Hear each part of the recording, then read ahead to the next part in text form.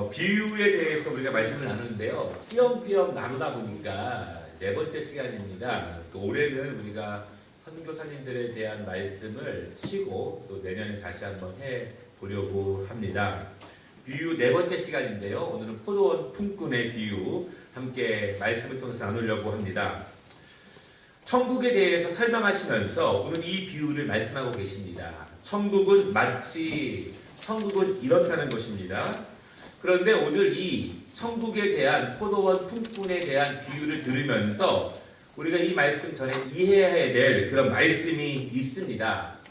오늘 이 비유의 말씀은요, 19장 30절 말씀에 이어지는 그러한 말씀이죠. 그런데 이 19장 마지막 절에 있는 그 말씀이 무슨 말씀이냐면, 그러나 먼저 된 자로서 나중되고 나중된 자로서 먼저 될 자가 많으리라. 예수님께서 이 말씀을 하신 다음에 이 비유를 이야기하십니다. 그리고 이 비유의 맨 마지막에 이 말씀이 한 번 더 나옵니다. 오늘 말씀, 이제 우리가 읽은 말씀 16절에 보면은요, 이와 같이 나중된 자로서 먼저 되고 먼저 된 자로서 나중되리라, 이 말씀이에요. 그러니까 이 두 번의 반복되는 말씀 사이에 우리가 읽은 그 이야기가 있는 것입니다. 두 가지 말씀을 설명하기 위해서 그 가운데 있는 내용이에요. 이것을 샌드위치 기법이다, 그렇게 말합니다. 여러분, 샌드위치가 빵이 있고 가운데 중요한 게 있지 않습니까?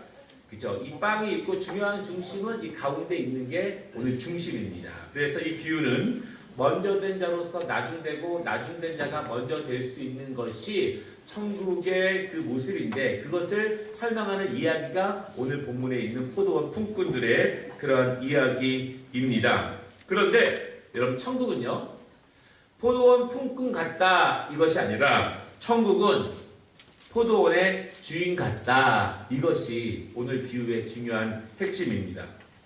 오늘 말씀을 몇 가지로 나누어서 보려고 하는데, 첫 번째 장면이 20장 1절부터 7절까지에 있는 그 말씀입니다. 포도원 주인이 필요한 일꾼들을 얻기 위해서 이른 아침에 나갑니다. 예수님 당시의 노동시간은 지금도 유사한데요, 해가 뜨는 아침 6시가 일하는 시작입니다.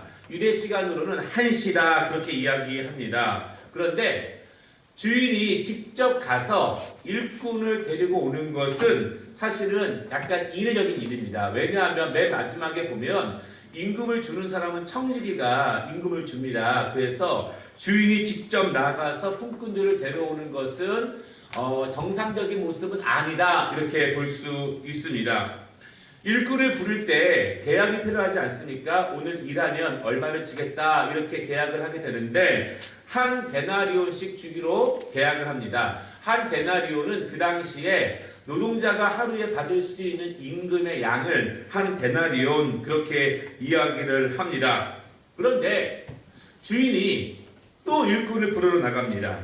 3시간 간격으로 일꾼을 부르러 나간다는 것입니다. 우리식으로 하면 아침 6시에 주인이 나가서 일꾼을 부르고, 아침 9시에 일꾼을 부르고, 그리고 낮 12시에 일꾼을 부르고, 낮 3시에 일꾼을 부르고, 마지막으로 하루의 일이 맞춰지는 6시 바로 전에 있는 오후 5시에도 나아가서 일꾼을 불러온다라고 하는 것입니다.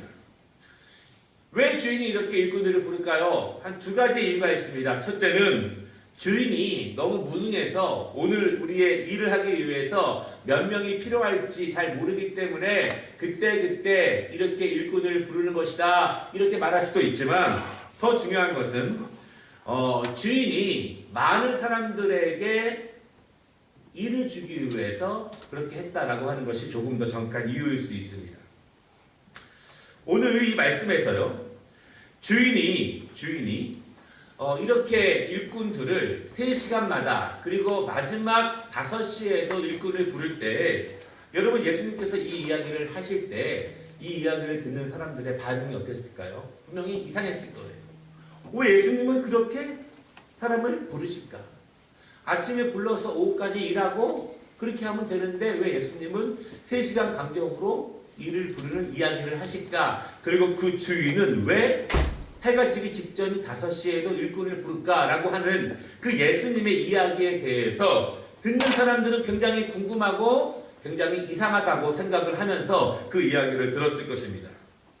두 번째 장면은요, 8절부터 10절까지에 있는 말씀인데, 이제는 다 일을 마친 다음에 이제 품꾼들에게 임금을 지급해주는 그 모습이 나옵니다. 그런데 일꾼을 데리고 올 때에는 주인이 직접 나가서 일꾼을 데리고 왔는데, 돈을 줄 때에는 청지기가 대신 그 돈을 주게 합니다. 그런데 먼저 와서 아침 일찍부터 와서 일한 일꾼들에게 임금을 먼저 주는 것이 아니라 늦게 온 품꾼들부터 그 임금을 주게 됩니다.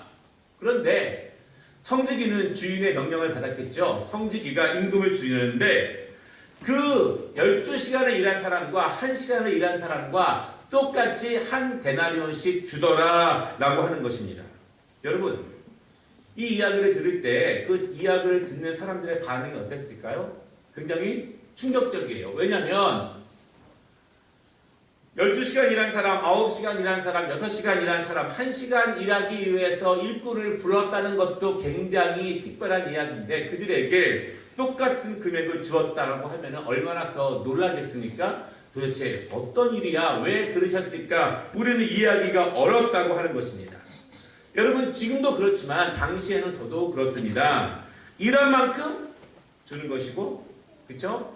먼저 온 사람에게 더 많이 일한 사람들에게 더 먼저 주는 것이 관례입니다. 여러분, 더 대단한 것은요, 먼저 온 사람에게 한 데나리온을 주고 집에 보내고 또 주고 집에 보내고 또 주고 집에 보내고 이렇게 했으면 아무 문제가 없었을 거 아니에요? 그런데 왜 굳이 주인은 청지기를 통해서 맨 마지막에 온 사람들부터 그렇게 한 데나리온씩 주었을까? 이 이야기를 듣는 사람들, 그 사람들이 전부 다 놀라고 이 이야기의 중심이 무엇인지 굉장히 이해하기가 어려웠을 것 같습니다. 그런데 중요한 것은 예수님은 천국에 대한 이야기를 하면서 이 비유를 들어주시는 거예요. 그리고 먼저 된 자가 나중될 수 있고 나중된 자가 먼저 될 수 있다고 하면서 이 이야기를 들려주셨다라고 하는 것입니다. 중요한 것은요, 분명히 이 이야기 속에 보면 맨 먼저 와서 제일 오랫동안 일한 사람이 제일 늦게 임금을 받으면서 이렇게 조금씩 일한 사람들에게 돈을 받고 집에 가는 것을 다 보았잖아요. 분명히 이 이야기에는 맨 처음에 온 사람들이 이 모든 과정을 지켜보게 하려고 했었던 분명한 의도가 있었을 것이다. 그리고 분명히 일찍 온 사람들은 자기들은 분명히 더 받을 수 있을 것이다 라고 하는 기대감이 이 말씀을 통해서 있다는 것을 우리가 보게 됩니다. 세 번째 장면이 있는데 20장 11절부터 15절까지입니다. 주인의 뜻을 전달받은 청지기가 임금을 똑같이 나누어 주었습니다. 그런데 맨 먼저 와서 일한 사람들, 12시간을 일한 사람들, 아마 그들이 한 명은 아니고 여러 명인 것 같아요. 그래서 그 중에 대표가 주인을 찾아옵니다. 그런데 11절에 보니까 뭐라고 말하냐면 원망했다 그렇게 말합니다. 자신들도 한 데나리온을 받았는데 그것을 원망했다 그렇게 말합니다. 아쉬웠다, 불합리하게 여긴다, 못마땅하게 생각한다, 자신들의 기대와는 다르다 이렇게 생각합니다. 좀 특이한 것이 있는데요. 처음에는 주인이 품꾼들을 찾아 나섰지만 맨 마지막에 보면 품꾼들이 정반대로 주인을 찾아가게 됩니다. 주인은 품꾼들이 필요해서 직접 왔지만 품꾼들은 주인을 원망하면서 주인을 찾아가게 됩니다. 여러분, 이 품꾼들이 가장 먼저 와서 일한 사람들, 그들이 왜 주인을 찾아왔을까요? 그들은 문제를 제기하게 됩니다. 무엇이냐면 자기들의 얘기를 먼저 하진 않습니다. 다른 사람의 이야기를 먼저 합니다. 맨 마지막에 온 그들은 1시간밖에 일하지 않았습니다. 다시 말해서 자신들에 비해서 12분의 1 밖에 일하지 않았다라고 하는 것입니다. 이 말의 뜻은 그들이 우리보다 12분의 1을 덜 받거나 우리가 그들보다 그만큼 더 받아야 합니다라고 하는 것이 그 안에 포함되어 있는 그런 뜻이겠죠. 이들이 이제는 다른 사람과의 비교가 아니라 자기 자신에 대해서 이야기하는데 뭐라고 말하냐면 자신들이 하루 종일 수고하는 것을 강조합니다. 자신들은 오랫동안 더위를 건디며 하루 종일 수고했기 때문에 1시간밖에 일하지 않은 사람들과 동등하게 대우받는 것은 불합리하고 공정하지 않습니다. 쉽게 말하면 주인이 그렇게 한 것이 부당합니다. 그렇게 이야기합니다. 여러분, 예수님께서 이 이야기를 하셨을 때 듣고 있는 사람들은 누구 편일까요? 주인의 생각이 맞다고 생각했을까요? 아니면 그렇게 문제를 제기하는 먼저 와서 일한 사람들의 이야기가 맞다고 생각할까요? 제가 보기에는 대부분 이 첫 번째 와서 일한 사람들이 주인에게 항변하는 그 이야기에 동조하는 사람들이 훨씬 더 많다고 생각합니다. 여러분, 사실 우리도 그렇습니다. 우리가 지금 이것이 신앙적인 이야기니까 그렇게 받아들일 수 있지만 우리가 회사에서나 직장에서 그렇게 대우받는다면 우리가 그것에 대해서 동조할 사람은 거의 없습니다.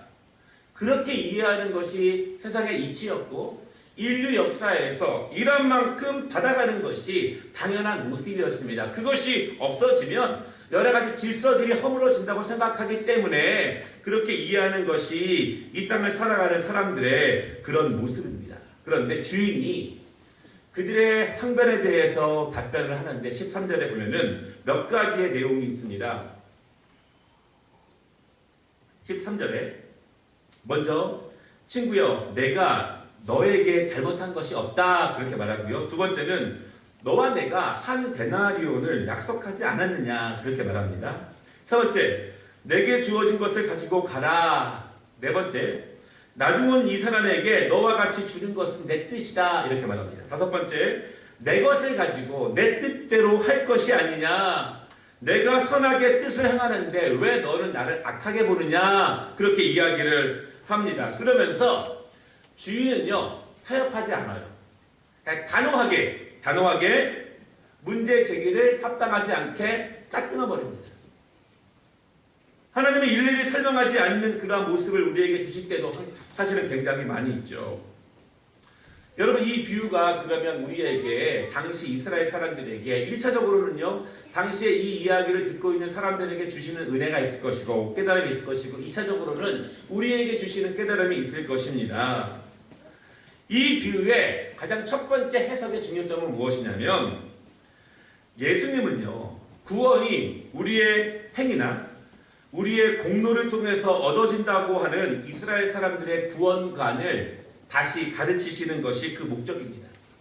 여러분, 구원의 중심이 어디 있느냐? 내가 이만큼 감당해야 한다. 내가 이 정도는 해야 한다. 여러분, 이렇게 외치는 사람들이 얼마나 많은지 아십니까? 여러분, 자고로요 사람들은 내가 무엇을 어느 정도 해야 내 스스로 만족을 느끼고 내 스스로 보람을 느낄 때가 굉장히 많이 있습니다. 많은 종교에서 2000배를 하고 3000배를 왜 합니까? 그쯤 해야, 그 정도 노력해야 신이 내 마음을 좀 받아주고 그쯤 해야 내가 신의 마음에 합당하다 이렇게 여기는 것이 우리의 마음에 정말 많이 있어요. 제가 여러 번 이런 말씀을 드렸잖아요. 우리가 왜 물을 떠놓고 우리의 조상들이 그렇게 밤마다 빌었습니까? 정성을 다하는 거 아닙니까? 최선의 노력을 다하는 거예요. 그랬는데 그것이 이루어질 것 같다가 안 이루어졌어요. 뭐라고 말합니까? 우리의 노력이 부족했다. 더 열심히 합니다. 거의 대부분의 사람들은요 종교를 떠나서 인종을 떠나서 인류의 역사 가운데 신에게 나아갈 때에는 우리의 최선의 노력을 다해서 우리가 해야만 신이 기뻐한다 이런 의식들이 다 있습니다. 사실은 이스라엘 사람들도 그것이 있죠.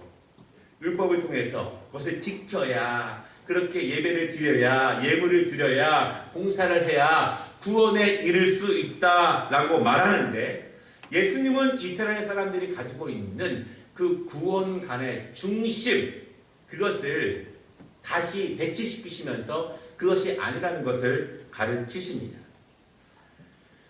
12시간 일한 사람이나 1시간 일한 사람이나 여러분 중요한 것이 있는데요. 모두 포도원 주인의 밭에서 일을 했다라고 하는 것이 중요합니다.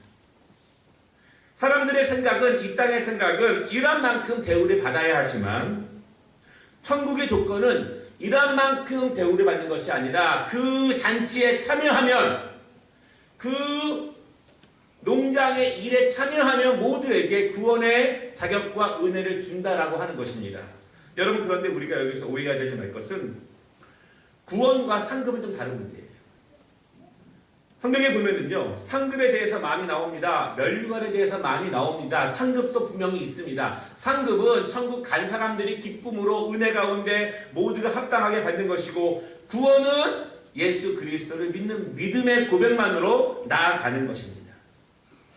예수님은 이스라엘 사람들이 가지고 있었던 공로를 통해서 무엇인가 행위를 통해서 구원에 이를 수 있다라고 하는 것에 대한 가르침을 주십니다. 여러분, 종교개혁이 왜 일어났습니까? 구원을 얻기 위해서 우리의 조상들이 천국 가려면 우리가 무엇인가 해야 되는 거예요. 그것이 아니라는 것입니다. 구원은 그 포도원 일에 참여한 그 자격만으로, 조건만으로 이루어질 수 있다라고 하는 것입니다. 여러분, 그렇다면 이 비유가 우리에게 중요한 몇 가지 교훈을 주는데요. 몇 가지 말씀을 드리면, 처음에 주인은 겸손한 모습으로, 낮은 모습으로 직접 가 있지 않아도 되지만 직접 가서 일할 수 있는 사람들을 불렀다라고 하는 것입니다. 중요한 것은 모든 사람을 불렀다 이것은 아닌 것 같아요. 그렇지만 주인의 마음에 보기에 여전히 일터를 구하고 있는 그 사람들을 보라보면서 긍휼한 마음을 가지고 계속해서 주인이 직접 가서 그들을 하나씩 이렇게 데려왔다라고 하는 것이 굉장히 중요한 말씀입니다. 그리고 주인은 먼저 온 사람들이 주인이 부당하다고 말하는 거에 대해서 주인이 생각하고 있는 정의를 통해서 분명하게 정의를 내립니다. 다시 말해서 사람들이 말하고 있는 정의의 개념과 하나님이 생각하고 있는 정의의 개념은 다를 수 있다고 하는 것입니다.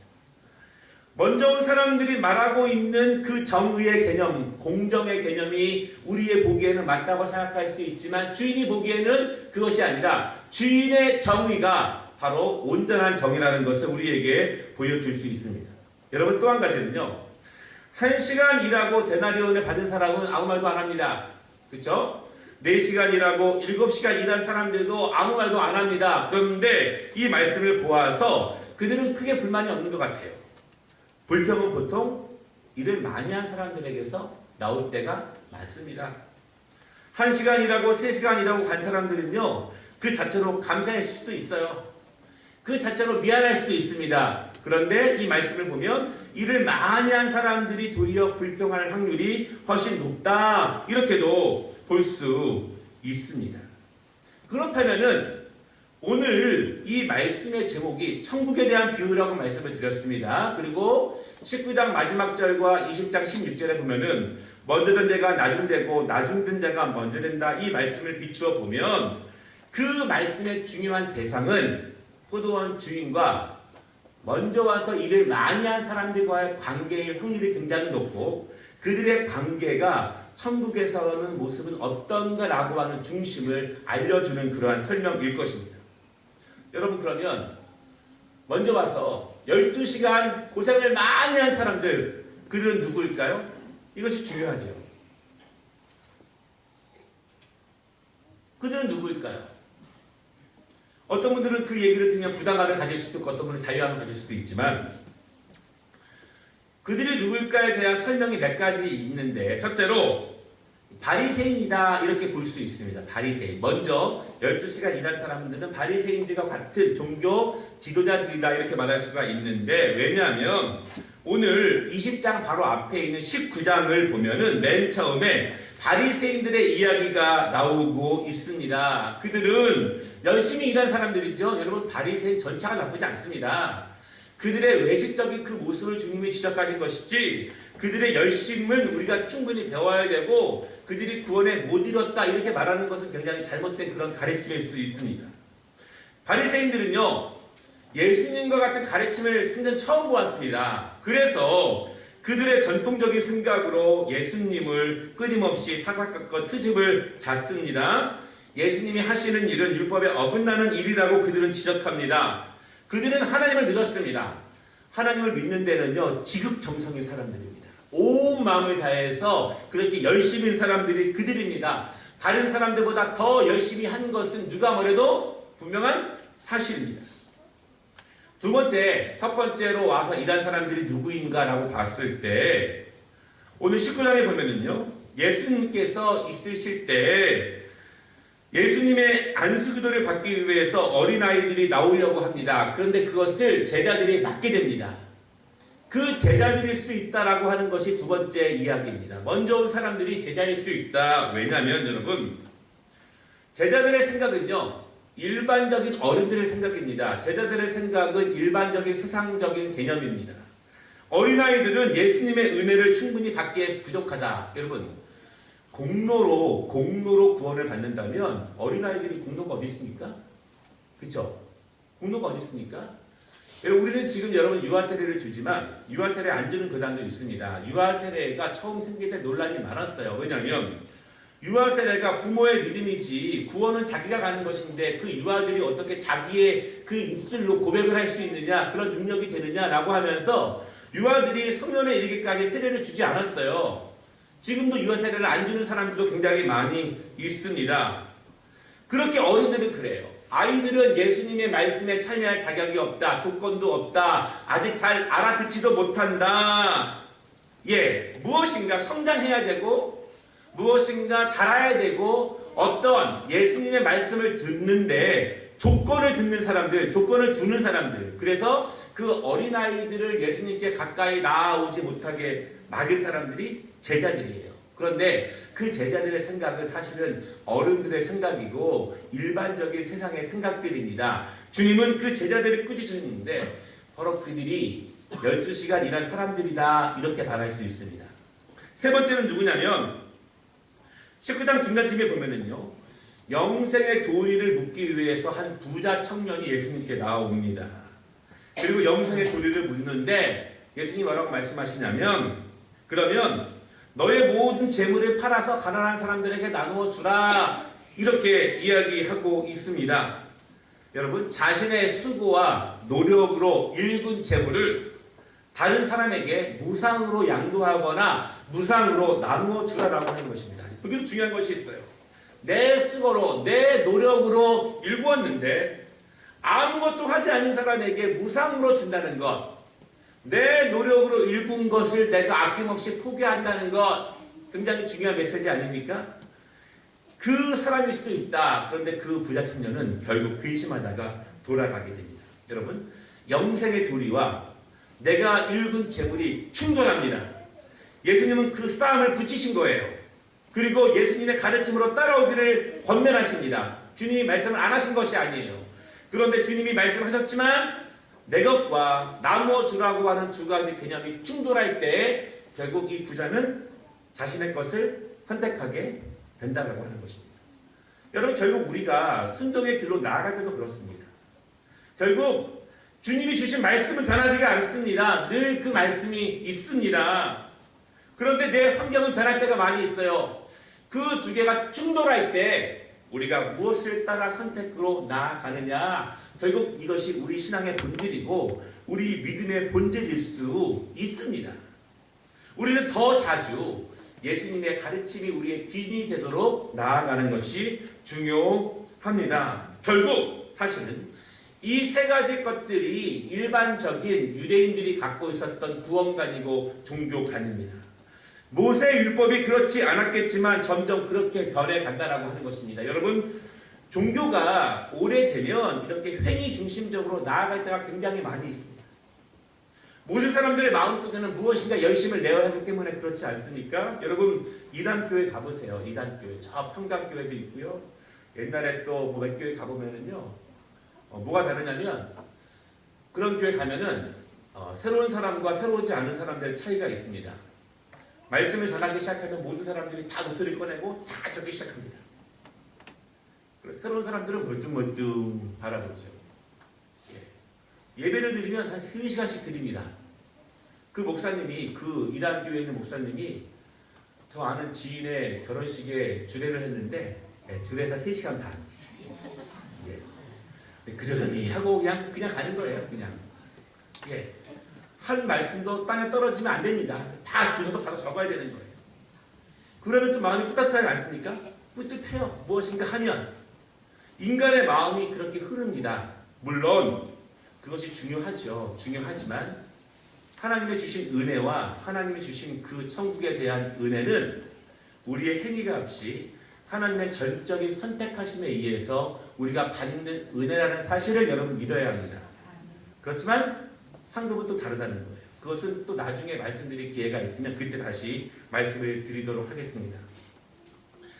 그러면 여러분 이 세 가지 누가 첫 번째로 와서 일한 사람들인가 라고 그 셋 중에 하나를 골라야 되지 않습니까? 예.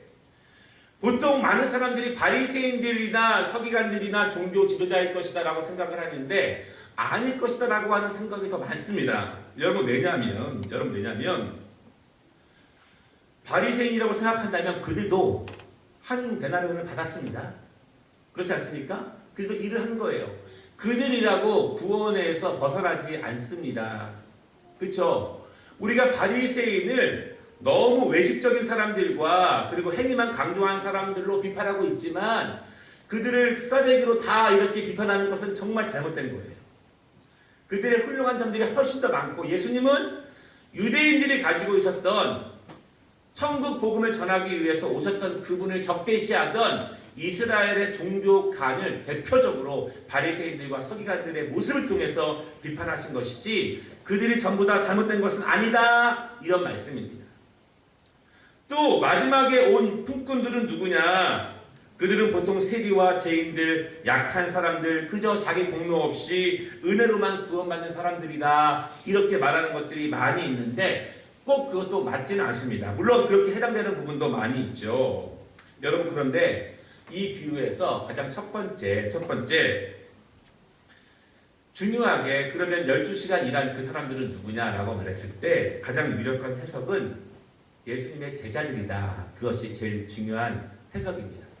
왜 그러냐면 이 이야기의 전체적인 모습은 예수님께서 제자 훈련, 특별 훈련을 시키시는 과정 가운데 이 이야기가 나오게 됩니다. 19장을 보면은요, 바리새인들의 모습이 있습니다. 어린아이들을 막는 모습이 있습니다. 부자 청년들의 모습이 있습니다. 그 일을 제자들과 예수님이 다 경험했습니다. 그쵸? 다 마쳤습니다. 이제 마지막으로 모였습니다. 예수님께서 그 제자들에게 오늘 최근에 일어났던 일들에 대해서 하나하나 열거하시면서 그것을 집약해서 제자들을 하나님의 말씀으로 특별 훈련시키는 그 과정 가운데 있다. 이렇게 보는 것이 훨씬 타당합니다. 그러므로 그 대상은 제자들일 수도 있다라고 하는 것입니다. 천국의 모습은 그러한 것입니다. 천국의 모습은 이 땅의 사람들이 일반적으로 생각하는 것 같지 않다. 바리새인들의 생각과 같지 않다. 부자 청년의 모습과 같지 않다. 어린아이가 주 앞에 나오는 것과 같은 그런 것을 막는 모습과 같지 않다. 천국의 모습은 이 땅에 있는 사람들이 거의 대부분 생각하는 것과 완전히 다르다라고 하는 것이 천국에서의 모습이며 그것이 주님의 가르침입니다. 여러분, 먼저 낮아지고 먼저 섬기고 먼저 겸손하라 그렇게 말씀하십니다. 이 땅의 재물을 쌓아놓지 말고 하늘에 쌓아두라 그렇게 말씀하십니다. 사람들의 생각과 정반대의 개념을 주님이 가르치시는 거예요. 더 중요한 것은 여러분, 예수님께서 제자들을 훈련시켜 주실 때 그들이 가지고 있었던 종교관, 신앙관, 성경관을 약간 수정시키시고 약간 변화되고 약간 다른 것을 가르치시는 것이 아니라 완전하게 다른 천국의 개념을 가르치십니다. 제자들에게 특별 훈련시키시는 것입니다. 유대인들이 알고 있었던 것, 내가 내 공로로 또한 내가 율법을 그렇게 똑바로 지키면서 또한 내가 일한 만큼 받아야 한다는 것이 세상의 질서이며 또한 신앙적인 질서였기도 하는데 그것을 주님이 막으시면서 천국에서의 모습은 이러하다라고 하면서 제자들에게 특별 교육을 시키시는 그러한 모습이라고 하는 것입니다. 사실 그 모습은요, 비단 제자들의 모습만은 아닙니다. 바리새인들이 그동안 믿고 있었던 전통을 주님께서 다시 고치시는 것이고 부자 청년의 모습을 고치시는 것이고 어린아이들을 예수님 앞으로 나오지 못하게 막았던 어른들과 소경이 소리 지를 때 그를 조용히 시켰던 주변 사람들과 그런 사람들의 모습을 정반대로 가르치시는 것, 그것이 주님의 가르치심입니다. 여러분 기억하실 것은요. 천국의 가르침은 이 땅에서의 생각과 이치와 정당성과 약간 변하거나 조금 수정된 것이 아니라 완벽히 다른 것임을 믿으시기를 바랍니다. 주님은 그것을 우리에게 가르치시는 거예요. 우리가 주 앞에 온전히 나아가기 위해서는 내가 조금만 고치면 돼, 내가 조금만 변하면 돼, 이것이 아니라 완전하게 하나님의 말씀으로 그렇게 수정되어지고 그렇게 개혁되어져야 한다는 사실을 여러분 믿으시기를 바랍니다. 우리가 그동안 세상에서 살다 온 그런 것들이 우리 안에 너무 많죠. 여러분 사실은요, 늦게 믿은 사람들이 변화되기가 너무너무 어려워요. 왜냐하면 그런 것들이 그 마음에 가득 차 있기 때문에 내가 생각하는 정의, 내가 생각하는 합당한 것, 내가 생각하는 진리들이 너무 굳어있기 때문에 하나님의 정반대되는 진리가 그를 온전하게 이렇게 충만하게 하기가 너무너무 어렵다는 그런 말씀입니다. 여러분 그렇다고 해서 먼저 된 자가 나중 되고 나중 된 자가 먼저 되고 이 말을 너무 믿지는 마십시오. 그러면 먼저 믿은 사람들, 예를 들어 우리 교회로 치면 먼저 믿은 사람들, 먼저 충성한 사람들은 다 나중 되느냐? 그것이 아니에요. 먼저 된 자들이 온전함으로 신실함으로 천국의 말씀으로 거듭나지 않고 그렇게 살지 않으면 나중 온 사람들만 못할 수도 있다. 이게 그 말씀입니다. 나중에 온 사람들이 그래 나는 나중에 왔지만 아무것도 안 왔지만 이 말씀대로 내가 나중에는 먼저 될 거야 이런 마음도 가지면 안 된다는 것이에요. 바라기는 여러분 약간의 수정과 약간의 훈련으로 능력이 생기는 것이 아니라 완전한 제자도 완전하게 예수의 생명으로 우리 안에 충만해질 때 천국은 그런 모습이다라고 하는 것입니다. 바라기는 오늘 우리가 이 말씀 붙잡고 한 주간 더 살아갈 때 주님을 더욱더 닮아가고 이 땅을 사랑하지만 이 땅에 속해 있지 않고 이 땅을 살아가야 하지만 하나님 나라를 준비하는 그러한 믿음으로 살아가시기를 주님의 이름으로 축원합니다. 기도하겠습니다.